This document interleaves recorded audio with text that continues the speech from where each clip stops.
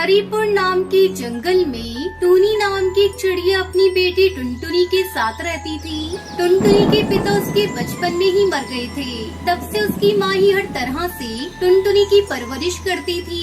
अपनी बेटी को किसी चीज की कोई कमी नहीं होनी चाहिए, ये सोचकर माँ टूनी बहुत मेहनत करती थी। और टुनटुनी अभी छोटी थी, इसलिए वो उसे भी अपने साथ लेकर जाती थी। ऐसे ही एक दिन अपना काम खत्म करके घर लौटते वक्त टुनटुनी अपनी माँ से कहती है, माँ, मुझे भूख लग रही है। घर पहुँचने में अभी काफी समय लगेगा। मैं तब तक भूखी नहीं रह सकती। नहीं बेटा, मैं तुम्हारे लिए खाना लेकर आई हूँ। आओ रुको, यहाँ खाना खाते हैं। तब तक आप लोग कमेंट में बताएं 39 डिवाइडेड बाय 6 कितने होते हैं। ये कहते हुए वो दोनों एक पेड़ के पास रुकते हैं। वहाँ पर एक बूढ़े बाबा लेटकर कांप रहे थे। उसे देखकर टुनटुनी उससे पूछती है, बाबा जी, आप यहाँ क्यों बैठे हो? उठिए, क्या हुआ आपको? इतने बड़े जंगल में अकेले, इसका मतलब ये रास्ता भूल गए होंगे। इन्हें उठाओ बेटा, खाने के लिए कुछ देते हैं। इतने में वो बूढ़े बाबा होश में आकर कहते हैं, प्यास लग रही है। टुनटुनी जल्दी जल्दी उन्हें अपने पास जो पानी है वो देती है। पानी पीने के बाद, ये लीजिए बाबा जी, रोटियाँ खाइए, आपको ताकत मिलेगी। ये कहते हुए वो अपनी सारी रोटी उस बूढ़े बाबा को दे देती है और खुद भूखी रहती है। वो बाबा उन रोटियों को एक चुटकी में खा लेता है। कुछ ज्यादा ही भूखे लग रहे हो बाबा जी, ये लो, ये भी खा लो। ये कहते हुए टूनी भी अपनी सारी रोटियां दे देती है। बेटा, मुझे रोटियां देने के लिए आपका बहुत बहुत शुक्रिया, लेकिन मेरी भूख बिल्कुल भी नहीं मिटी है। बाबा, हमें माफ कर दीजिए। हमारे पास खाने के लिए जो कुछ भी था वो सब अपने आप को दे दिया। आप हमारे घर आ जाइए, जितनी चाहे उतनी रोटियां बना कर दूंगी। मेरी माँ जो बात कहती है वो करके दिखाती है बाबा जी। मुसीबत में पड़े लोगों की मदद करनी चाहिए। ये बात भी मुझे माँ ने ही सिखाई थी। वो आपकी मदद जरूर करेंगी। ये बात सुनते ही वो बूढ़ा बाबा एक बड़े से बिल्ली में बदल जाता है और टुनटुनी और टूनी उसे देखकर हैरान हो जाते हैं। अब बताओ, मेरी भूख मिटाने के लिए कितनी रोटियां बनाओगी? मदद करने के लिए आकार से या जीव से कोई मतलब नहीं है। मदद तो मदद होती है। मैंने तुमसे वादा किया था ना कि तुम्हारी भूख मिटाऊंगी। मैं अपना वादा हर हाल में पूरा करूंगी। ये कहते टूनी अपने घर जाकर एक टोकरी भर के रोटियां बनाकर लाती है, लेकिन वो बिल्ला उन सारी रोटियों को एक ही बार में खत्म कर देता है। मेरी भूख अभी कम नहीं हुई है, और रोटियां लाओ।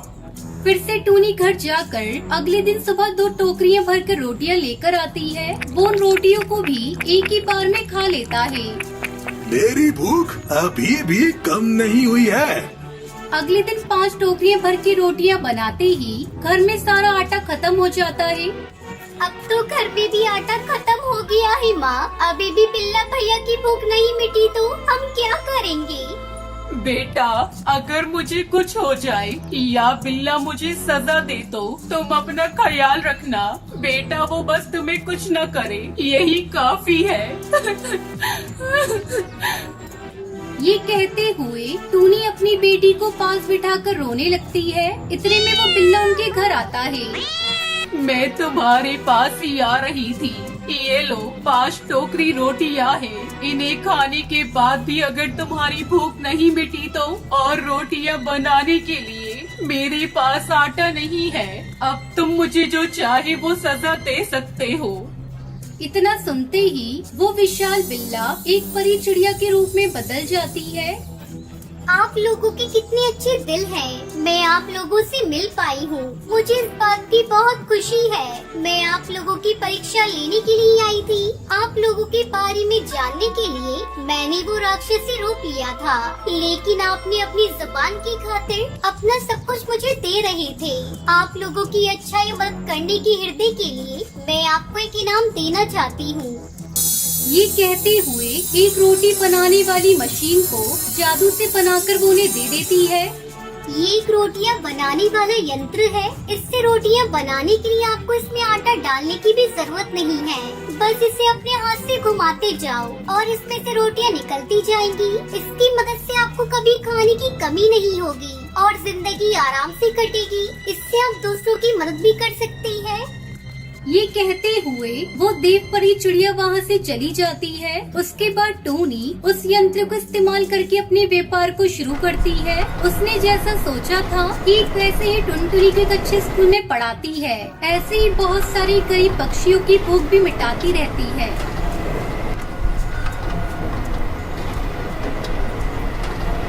एक घने जंगल में बबली नाम की अमीर कबूतरी रहा करती थी। उसका एक बेटा था जिसका नाम बंटी था।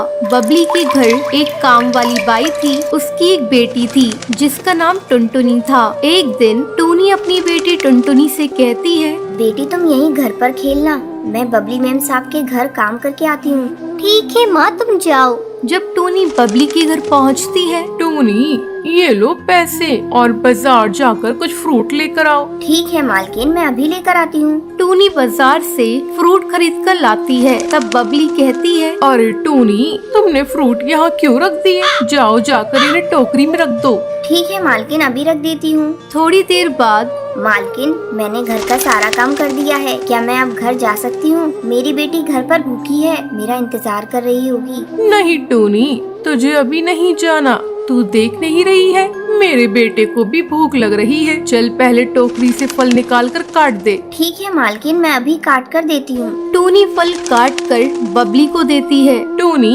अब तो घर जा सकती है। टूनी के घर पहुँचने पर, माँ मुझे जोरों की भूख लगी है, मुझे जल्दी से कुछ खाने को दो। बस बस बेटा, मैं अभी तुझे कुछ खाने को देती हूँ। टूनी खाना बनाने लगती है। बेटा तू बैठ, बस 2 मिनट लगेंगे। देख मैं तेरे लिए रोटी दाल बना रही हूँ। हाँ माँ, जल्दी से बनाओ, मुझसे भूख बर्दाश्त नहीं हो रही है। टूनी टुनटुनी को खाना लाकर देती है। अगले दिन जब टूनी अपनी मालकिन के घर जाती है, टूनी कल जो तू सेब लाई थी वो सारे सड़े हुए थे। मैं सेब के पैसे तेरी पगार से काट लूंगी। लेकिन मालकिन मैं तो सब अच्छे लाई थी। तो ये क्या है? तू इसे अपने घर ले जा और अपनी बेटी को खिला देना। मालकिन एक तो मेरी पगार कम है और ऊपर से आप काट रही हैं। मुझ गरीब के साथ ऐसी नाइंसाफी मत कीजिए। एक तो इतनी कम पगार में हम लोगों को बड़ी मुश्किल से 2 वक्त की रोटी मिलती है और ऊपर से आप पैसे काट लेंगी तो हम पूरे महीने कैसे खाएंगे? टूनी पैसे कमाने पड़ते हैं, पेड़ पर नहीं लगते हैं। इन्हें कमाने के लिए दिन भर मेहनत करनी पड़ती है। तभी बबली का बेटा बंटी वहाँ आता है। माँ आज मैं पिज्जा खाऊंगा, मेरे लिए पिज्जा ऑर्डर कर दो। ठीक है बेटा, मैं अभी ऑर्डर कर देती हूँ। मालकिन बच्चों को घर का बना खाना खिलाया करें, भारी खाना बच्चों की सेहत के लिए अच्छा नहीं होता है।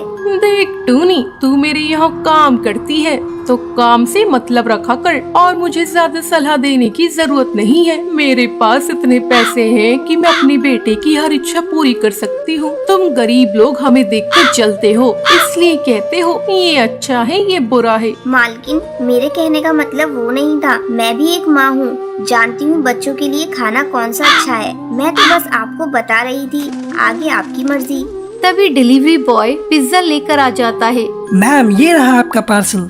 जैसे ही बंटी पिज्जा खाता है, उसे उल्टियाँ होने लगती हैं। अरे ये मेरे बेटे को क्या हो गया? ये इतनी उल्टियाँ क्यों कर रहा है? मालकिन आप घबराइए मत, मैं अभी नींबू पानी लेकर आती हूँ। बंटी बेटा अभी ठीक हो जाएगा और आगे से बंटी बेटे को बाहर का खाना मत दीजिएगा। तू ठीक कहती है टूनी, मैं कान पकड़ती हूँ। आगे से इसे बाजार का कुछ भी नहीं खाने दूंगी, हमेशा इसे घर का बना खाना दूंगी। ये सुनकर टूनी खुश हो जाती है और अपने काम पर लग जाती है। ऐसे ही समय पंख लगाकर उड़ने लगता है। टूनी की बेटी टुनटुनी बड़ी हो जाती है। एक दिन वो पानी पीने के लिए नदी किनारे जाती है, जहाँ उसकी मुलाकात जंगल के सबसे अमीर पक्षी कड़कनाथ सेठ के बेटे से होती है। वाह कितनी प्यारी चिड़िया है, काश मेरी शादी इससे हो जाए। कालू टुनटुनी के पास जाता है और उससे बात करता है।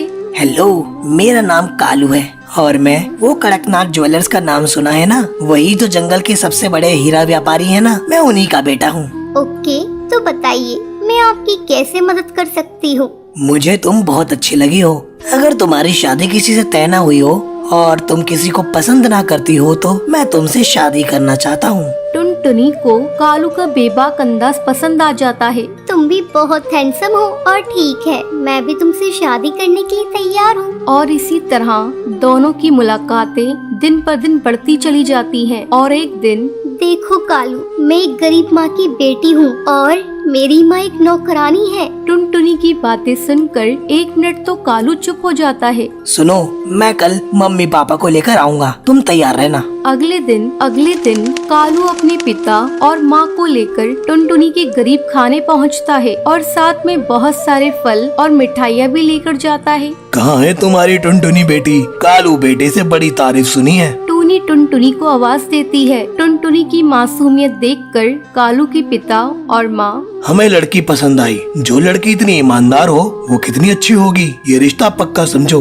और ये लो नए घोंसले की चाबी। अब आप लोग वहीं रहेंगे। और फिर टूनी और टुनटुनी खुशी खुशी अपनी बाकी जिंदगी गुजारते हैं। सुंदरवन के जंगल में चंपा कौवी अपनी बहू टुनटुनी के साथ रहती थी। टुनटुनी का पति सुंदर कौवा खेती करके अपने परिवार का पेट पालता था। एक दिन बहुत तेज बारिश हो रही थी। उस समय सुंदर अपने खेत में काम कर रहा था। अचानक बिजली जोरों से चमकती है और सुंदर के खेत में गिर जाती है, जिसकी चपेट में सुंदर कौवा आ जाता है और उसकी मौत हो जाती है। फिर शाम हो जाती है। टुनटुनी घर पर सुंदर कौवे का इंतजार कर रही थी। माँ जी, पिंकी के पापा अभी नहीं आए, बहुत देर हो गई है। मेरा तो जी घबरा रहा है और ये बारिश भी रुकने का नाम नहीं ले रही है। तू ज्यादा सोच मत बहू, मैं अभी जाकर देखती हूँ कि सुंदर बेटा कहाँ रह गया।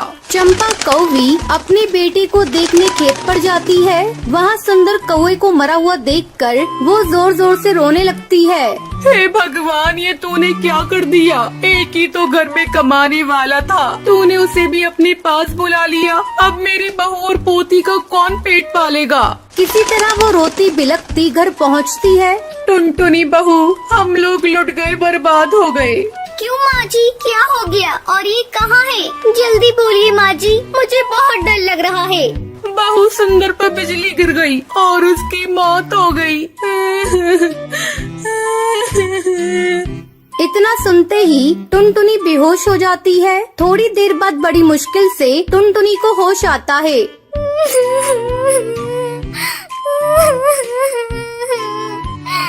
माँ जी, ये सब क्या हो गया? अब हमारा क्या होगा? एक वही तो थे हमारे घर में कमाने वाले, अब नन्ही सी बेटी का कौन ध्यान रखेगा?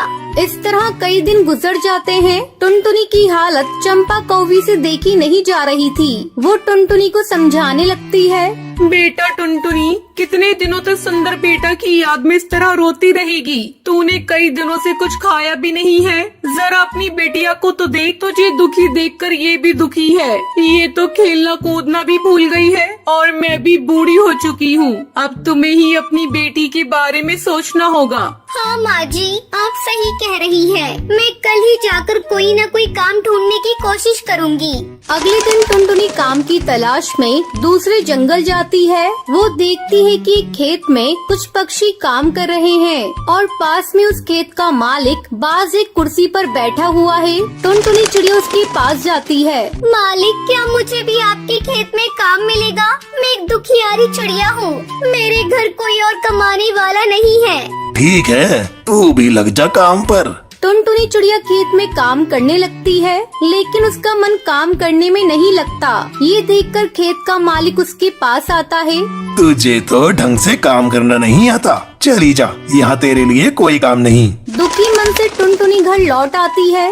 माँ जी, मेरी तो किस्मत ही फूटी है। मुझे एक जगह काम मिला था, लेकिन उस काम को ठीक से नहीं कर पाई, जिसके कारण मालिक ने मुझे निकाल दिया। अब तो मुझे अपने परिवार को चलाने के लिए एक ही उपाय सोच रहा है। क्यों ना हम लोग अपने ही खेत में आलू उगाएं? आलू की खेती करने में मेहनत भी कम लगेगी और मुनाफा भी ज्यादा मिलेगा। आलू को बेचने की भी कोई समस्या नहीं है, हम उसे शहर में ले जाकर अच्छी कीमत पर बेच दिया करेंगे।